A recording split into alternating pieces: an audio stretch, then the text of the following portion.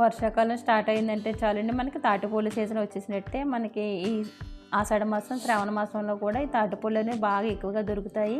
ఈ తాటిపూలతో చాలా రకాల వంటలు చేస్తుంటారు. ముఖ్యంగా గోదావరి జిల్లాలో అయితే తాటి బూరెలు, తాటి గారెలు, తాటి రొట్టె చాలా స్పెషల్గా చేస్తుంటారండి.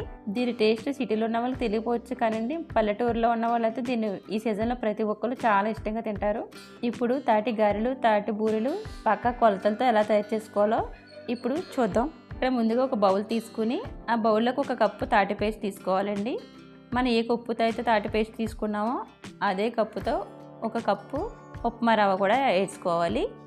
ఇప్పుడు అదే కప్పుతో ఒక హాఫ్ కప్పు వరిపిండి కూడా కలుపుకోవాలండి. ఇప్పుడు అదే కప్పుతో ఒక హాఫ్ కప్పు బెల్లం కూడా ఇలా సన్నగా తురుముకున్న బెల్లం కూడా వేసుకుని అన్నీ బాగా కలుపుకోవాలి. ఇక్కడ నేను బెల్లం తక్కువ తీస్తున్నానండి, ఎందుకంటే నేను తీసుకున్న తాటికాయలు తీపి ఎక్కువగా ఉన్నాయి కాబట్టి నేను తీసుకున్న క్వాంటిటీకి బెల్లం సరిపోతుంది. ఇలా మొత్తం అన్నీ బాగా మిక్స్ అయ్యేలా కలుపుకోవాలి.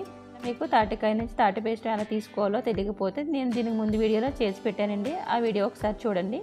ఇలా తాటి పేస్ట్ అంతా కలిపేసుకున్న తర్వాత దీన్ని మూత పెట్టుకుని ఒక అరగంట పక్కన పెట్టేసుకోవాలండి. ఇలా పక్కన పెట్టుకోవడం వల్ల మనకి ఈ తాటి పేస్ట్ నూక మొత్తం అంతా కూడా బాగా నాని మనకి గారెలు వేసుకోవడానికి బాగా వస్తాయి. ఇప్పుడు అరగంట తర్వాత మనం ఇలా మూత తీసుకుని చూసుకుంటే చూసారా, మనకు ఈ పిండి మొత్తం అంతా గట్టిపడి మనకి ఈ తాటి పేస్ట్ మొత్తం అంతా పర్ఫెక్ట్గా తయారైంది. ఇప్పుడు ఒక చేత్తో ఒక ప్లాస్టిక్ కవర్ తీసుకుని దాని మీద వాటర్ అప్లై చేసుకుని ఇలా కొద్దిగా ఇలా పిండి తీసుకుని రౌండ్గా చేసుకుని ఇలా గారెలు ఒత్తుకోవాలండి. ఇది గారెలు వేసుకునేటప్పుడు ఎప్పటికప్పుడు చేయి తడి చేసుకోవాలి. అలా అయితే మనకి చేతికి అంటుకోకుండా ఈ గారెలు అనేవి పర్ఫెక్ట్గా వస్తాయి. ఇలా వేసుకోవాలి. ఇప్పుడు మనం గారెలు తయారు చేసుకోవడం కోసం స్టవ్ వెలిగించుకుని డీప్ ఫ్రైకి ఆయిల్ పెట్టుకుందాం. ఆయిల్ వేడైన తర్వాత ఇలా ఒక్కొక్కటిగా ఇలా గారెలన్నీ వేసేసుకోవాలి. ఇలా తాటి గారెలు వేసుకునేటప్పుడు ఆయిల్లో పెట్టుకుని చేసుకోకూడదండి, సిమ్లో పెట్టుకుని చేసుకోవడం వల్ల మనకి తాటి గారెలను లోపల వరకు బాగా కుక్ అవుతాయి. అదే ఆయిల్లో పెట్టుకుని చేసుకోవడం వల్ల లోపల అలా మెత్తగా ఉండిపోతే పైన మాత్రం కలర్ మారిపోతుందండి. అప్పుడు మనకి ఈ తాటి గారె అనేది లోపల వరకు బాగా ఉడకకుండా మెత్తగా ఉంటుంది, నిలవ కూడా ఆగదు. ఇలా మనకి డార్క్ కలర్ వచ్చేంత వరకు వేపుకోవాలండి. ఇలా వేపుకోవడం వల్ల మనకి గారె అనేది ఒక వారం వరకు నిలవ ఉంటుంది. ఇలా మొత్తం అంతా రెండు వైపులు వేగిన తర్వాత వీటిని తీసుకుని పక్కన పెట్టేసుకోవాలి. ఇప్పుడు ఇలాగే ఇదే పిండితో మనం బూరెలు కూడా వేసుకోవాలి.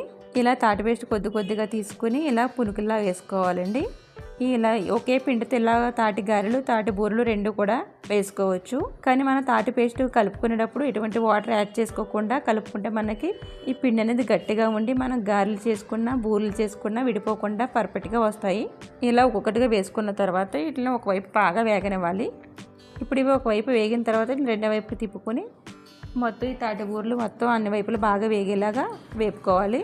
ఇప్పుడు ఇలాగా ఇవి కూడా ఇలా కలర్ మనకి డార్క్ కలర్ వచ్చేంత వరకు వేపుకొని దీన్ని వేరొక ప్లేట్లోకి తీసేసుకోవాలి.